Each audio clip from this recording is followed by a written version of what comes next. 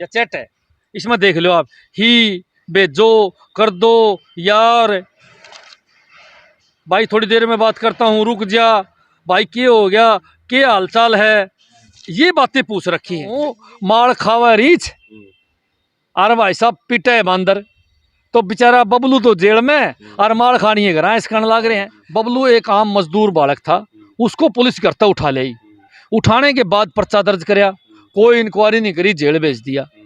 और सीआईए के ऊपर जो दोषी हैं, जो साफ दोषी दिखने लग रहे हैं, उनकी जांच होने लग रही है। बबलू को उठा लिया और एफआईआर दर्ज कर दी, जबकि एफआईआर दर्ज करनी थी एसआईटी ने। जब एडीजी साहब 17 तारीख ने ऑर्डर दे चुके हैं कि मैं एसआईटी बनाऊं हूं, वो जांच करेगी, तो उसने एफआईआर करनी चाहिए थी। लेकिन एसपी साहब ने मुकदमा दर्ज कर दिया बबलू के ऊपर। लेकिन मैं बार बार कहता हूं कि इस देश के अंदर दो कानून हैं। एक कानून है जनता के लिए, आम आदमियों के लिए, एक कानून है पुलिस अधिकारियों के लिए, बड़े नेताओं के लिए अलग कानून है। करोड़ों रुपया का घपला है, इसमें बड़े अधिकारी भी शामिल है, एसपी हांसी की भूमिका भी संदिग्ध है, और इसमें कोई नेता भी हो सकता है। सबसे बड़ी बात है, आज जितने भी अपराधी हैं देश और प्रदेश के अंदर, आधे तो पुलिस के मारे हुए अपराधी हैं। अपराधी पेट में थोड़ी पैदा हुए हैं, अपराधियों को या पुलिस अपराधी बनाती है। पुलिस निर्दोष आदमी मुकदमा लगाओगे, अपराधी बनाएगा। नमस्कार, आपका स्वागत है। मैं हूं सुशील सियाग, खास मुद्दे की खास पड़ताल के साथ फिलहाल आंसी से आपके साथ लाइव जुड़ रहे हैं। एक मामला लगातार आप 10-12 दिन तक देखने लग रहे हो, एक मूर्ति का बड़ा मामला, जिसमें CIA 2 के कई पुलिसकर्मी जिस पर सस्पेंड भी कर दिए गए हैं।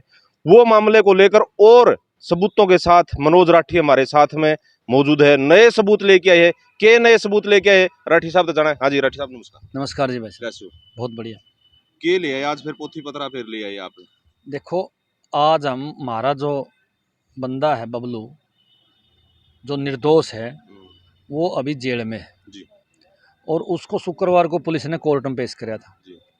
जब कोर्ट में पेश कराया तो पुलिस ऐसा कोई ठोस सबूत नहीं जुटा पाई उसके खिलाफ है कि ये टटलू गैंग है, न कोर्ट के अंदर पेश कर पाई। हम यही बताने के लिए आज आपके सामने आए कि कितना बड़ा मामला है ये, कि सीनियर अधिकारी जूनियर अधिकारियों को आदेश देते हैं, मानते नहीं, वो अपनी मनमर्जी चलाओ हैं। इसलिए कहीं ना कहीं साबित होता है कि दाल में काला है। दाल में काला। हाँ, इसलिए हम यहाँ आपके सामने आए हैं। अभी सोमवार की डेट है, सोमवार को सुनवाई फिर होगी और हम आस करते हैं कि सोमवार को शायद उसकी जमानत हो जाए। क्योंकि भाई साहब इस केस के अंदर कोई ठोस सबूत पुलिस के पास नहीं है। पुलिस के हाथ पैर फूले हुए हैं, पुलिस बौखलाई हुई है, और भाई हमने जुडिशियल पर विश्वास भी है और जनता को विश्वास कहीं है तो न्यायालय पर ही है। और हम तो चाहते हैं कि न्यायालय है दूध का दूध और पानी का पानी करे। देखो, मैं आपको बताऊंगा, आज आपके सामने मैं एक ऐसा सबूत पेश करने जाने लग रहा हूँ जो बहुत बड़ी बात है। 17 तारीख को 17/3/2023 को एडीजी साहब ने एक आदेश दिया कि इस मूर्ति मामले में किसी के खिलाफ कोई एफआईआर नहीं होगी और आगामी आदेश तक कोई कार्रवाई नहीं होगी। एसआईटी गठित करने के बाद कार्रवाई होगी, एसआईटी ही सब कुछ करेगी। एसपी के ऊपर भी कार्रवाई नहीं हो, किसी के ऊपर भी कार्रवाई, सबके ऊपर कार्रवाई रोक दी थी।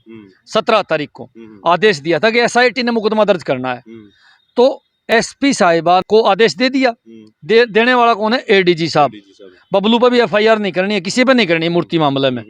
लेकिन 18 तारीख को एसपी साहिबान ने एफआईआर दर्ज कर दी। किसके ऊपर?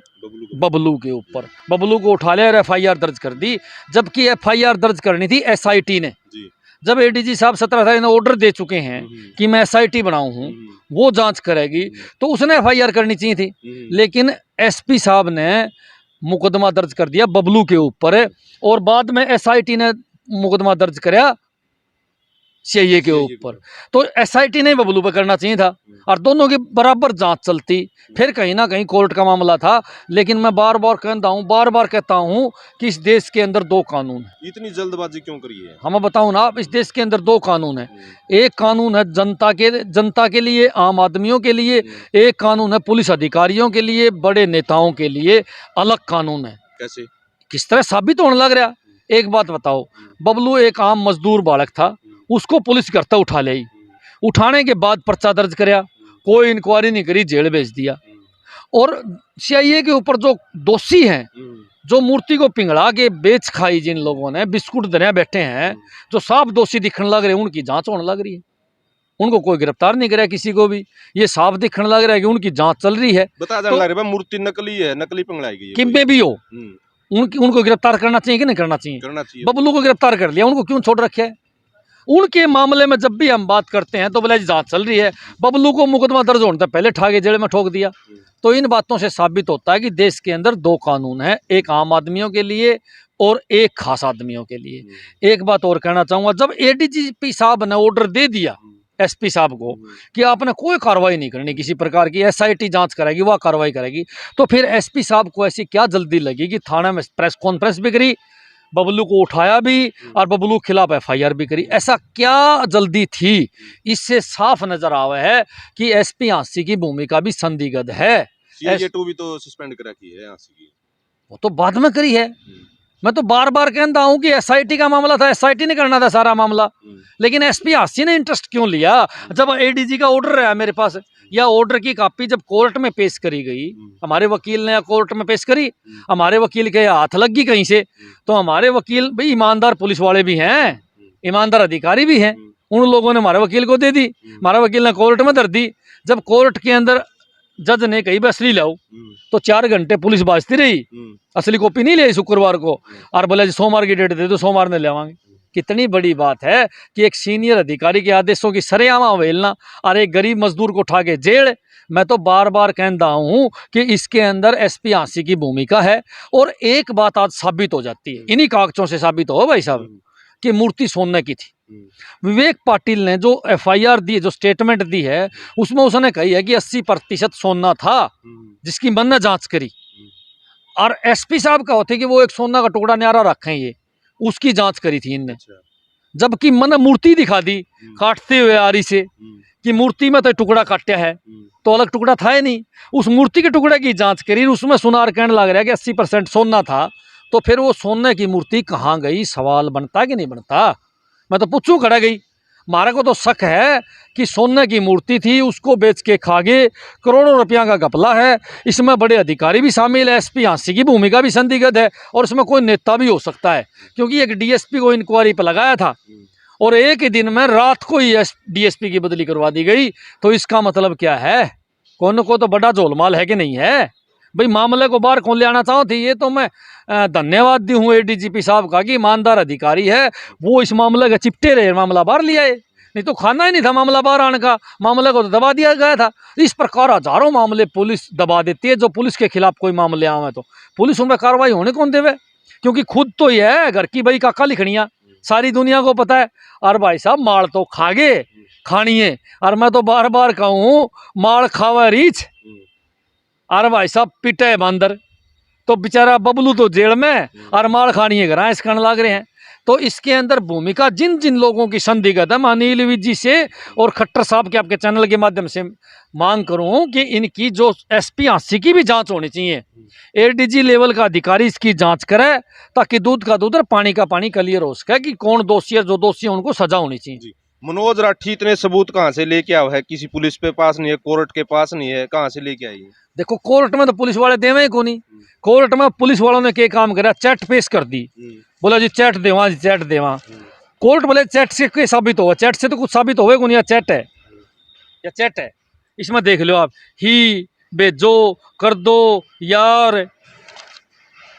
भाई थोड़ी देर में बात करता हूँ, रुक जा भाई, क्या हो गया, क्या हालचाल है, ये बातें पूछ रखी है। ये क्या है? हाँ ये बताऊंगा, ये बातें पूछ रखी है। चैट से तो कोर्ट का समय खराब करने वाला था। जब वीडियो हमने दे रखी है, और वीडियो सारा देश ने सुनी, ऑडियो कि उसके अंदर कहने लग रहा है बबलू कि मैंने 14 लाख देके आपको सीआईए तो छुटवाया है, मूर्ति सोने की है, मैंने सीआईए वालों को बता दी है, आधी सीआईए की आधी अपनी है। तो फिर चैट का तो महत्व ही खत्म हो गया।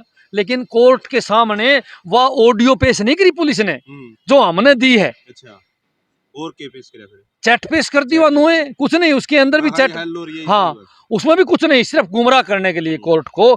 ये मैं वह चीज दिखाऊंगा जो पुलिस ने कोर्ट के सामने पेश करी कि इस प्रकार पैसे दिए। ये एक दिन पैसे कौन दिए? मैं आपको एक बात बताऊंगा कि कभी 3,000, कभी 5,000, कभी 1,000 रुपए करके 28,000 रुपए विवेक पाटिल ने किसको दिए? बबलू को। जान पहचान थी जब दिए ना, बबलू को कैसे दीदी नकली मूर्ति घोषित करे तो? हाँ हाँ हाँ, यही तो बात है ना। बबलू को 28-30 हजार रुपये दिए बबलू को विवेक पाटिल ने, और जान पहचान जब दिए होंगे, फिर टटलू कैसे काट दिया? और एक दिन कौन दिए? देखो ये बताऊं आपको मैं, 3000 रुपये डलवाया 28 दिसंबर को 2022 में। फिर उसने 500 रुपये डलवाए जनवरी 2008 को 23 में। फिर उसने 1000 रुपये डलवाए जनवरी 9 को 2023 में। इस प्रकार करके इसने आखिरी इंस्टॉलमेंट भी कोई 23/2022 की भी है, और आखिरी स्टेटमेंट भी इसने मतलब जो है 1 महीने तक लगातार पैसे डलवाता रहा। तो जान पहचान थे जब दिए थे, कि अनजान आदमी नू है किसी खत्म को पैसे जमा करा दे, और फिर को बिना सोने की मूर्ति बिना कैसे पैसे देगा भाई? कौन को तो रोल है, पैसे दिए हैं। तो ये बातें ये लोग कोर्ट में नहीं साबित कर पाए। अब हमारा तो असली मकसद ये है कि विवेक पाटिल जो है वो भी सीआईए के साथ मिला हुआ है, क्योंकि सीआईए ने उसको धमका के अपना कहानी कर लिया, नहीं तो तेरे को भी जेल में देवांगे।